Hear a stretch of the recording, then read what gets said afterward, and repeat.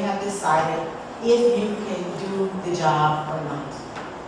They don't look at your resume until they look at you. And as I call it, you have to pass the blind cripple or crazy test. And people make that decision based on you. So you have to make sure that you are wearing the clothes for that. So in this place where you are going to be making decisions, where you're going to be controlling a lot of money and determining the destinies of other people's lives, in that place, your pants must be up to your waist. They cannot, they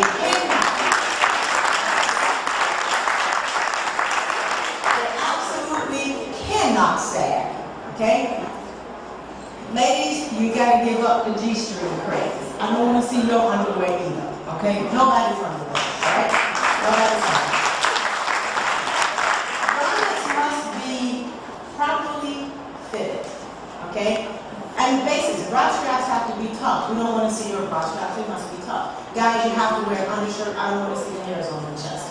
When I run opening in the paper for jobs that come available in my area, I get no less than 600 applications. 600. So you got to compete on more than just your resume and your academic ability. I make a lot of decisions. I look at you and determine whether or not you were dressed today because you knew you were coming to an interview. And when you go to the interview, please dress like you knew you were going home, you were leaving home to go to an interview. Okay? I look at you and say, can I trust him to speak to the clients?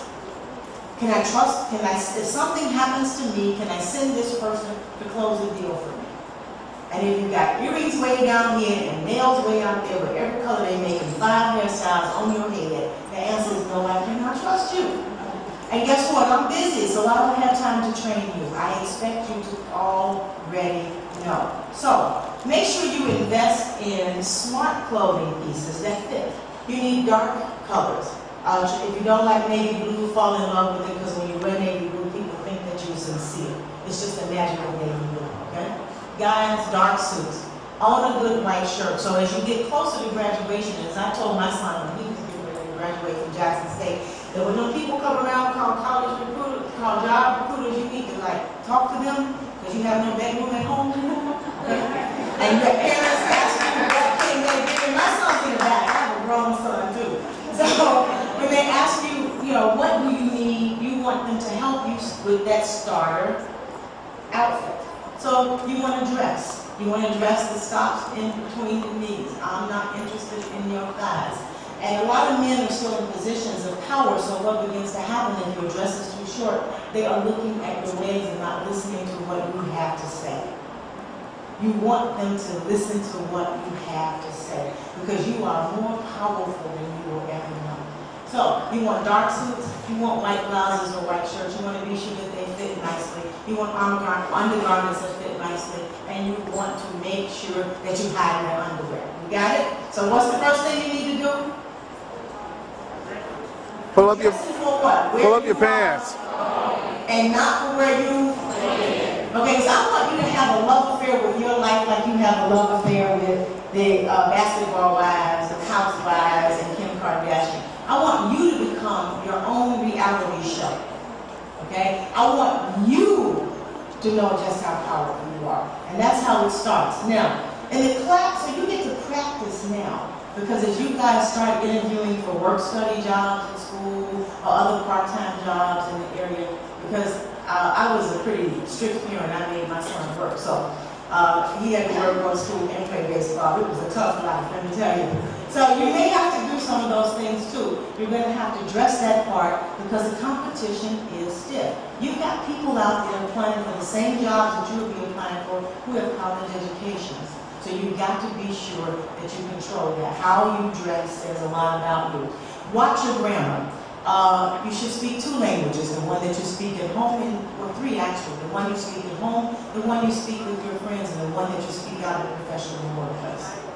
Got that? So let's make sure that your grammar is good. If your grammar isn't good, you need to make sure you work on that. Because how you sound when you open your mouth speaks volumes about what you will be able to accomplish. Okay? Now, all that said, I know you have seen people who just look fine on the outside, and then after spending some time with them, you find out that fine means fanatical feel good, erotic, and emotional. Now, that means that a little bit has to be done on the inside, okay? And there's a saying that I like, and it starts with thoughts.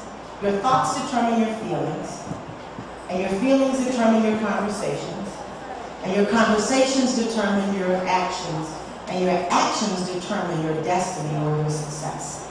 See, every single thing that happens to you twice. It happens the first time in your mind, and it happens the second time in your world.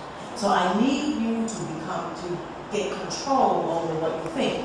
Now, we think about 50,000 thoughts a day. You can actually control about 3,000 of them. So I want you to get control over those 3,000 thoughts. I want you to decide how you're going to feel about something.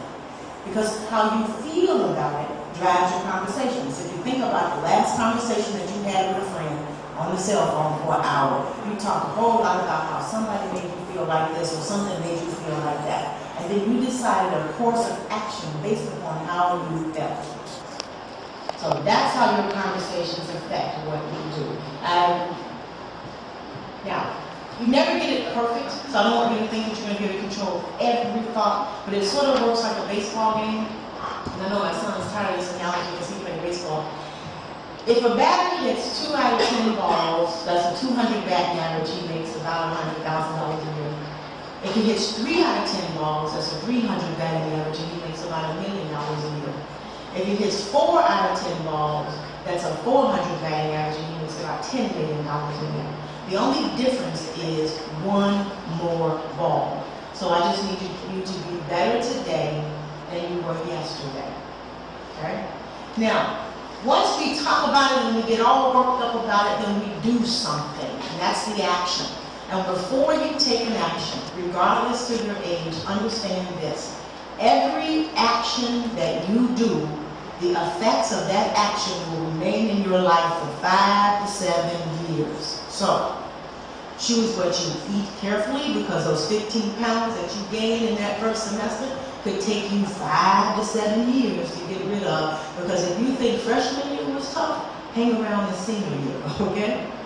That relationship, that boy you just got to have, the one with no job, that one, the one with the fancy car and the rims on the car that costs more than the car. That one who ain't never got no money and you paying for the food at the Taco Bell or using your girlfriend's for fun. That kind of relationship would take you 5 to 7 years to get out of. And not to mention the amount of emotional damage that's done to you. And guys, it's the same thing. The crazy girl that you like that slashes your tire and busts your windshield, that one, okay, that you just can't leave because she's exciting, okay, the effects of that will last in your life for 5 to 7 years. You're going to be offered credit cards like crazy. Say no, thank you, okay? Because if you get a $2,000 credit card bill and you pay the minimum on that, it will take you 20 years to pay that balance off. So you have to ask yourself, is that dress worth paying 20 years for? The other thing is, after you have all of these actions, you look up one day and wonder where the time is gone. And then you're sitting in your destiny that all started with the fact that you could not control your thoughts. So, I want you to remember when you're away or wherever you find yourself, whether you're in school, whether you're at work, at home, I want you to surround yourself with uplifting, empowering, inspiring people. I want you to make a list once a year of all the people that you spend time with, and I want you to put them on 1 or 2 sides of paper. They are either uplifting or they are not. If they are not uplifting, I want you to vow to discard them in that relationship. And people are really resourceful. You don't have to call them up and say, I'm talking to you because you're crazy. But just stop talking to them. Because that will determine the quality of your thoughts. I want you to talk about what it is you want to accomplish. I want you to have conversations that sound like this. You know what? When I finish biology, I'm going to have an A, and this is what I'm going to do. When I graduate from college, I'm going to take my degree, and I'm going to work here, and I'm going to design that, and I'm going to be the leading in all the ecosystems, and they haven't seen anything yet. I want you to have have those kinds of conversations.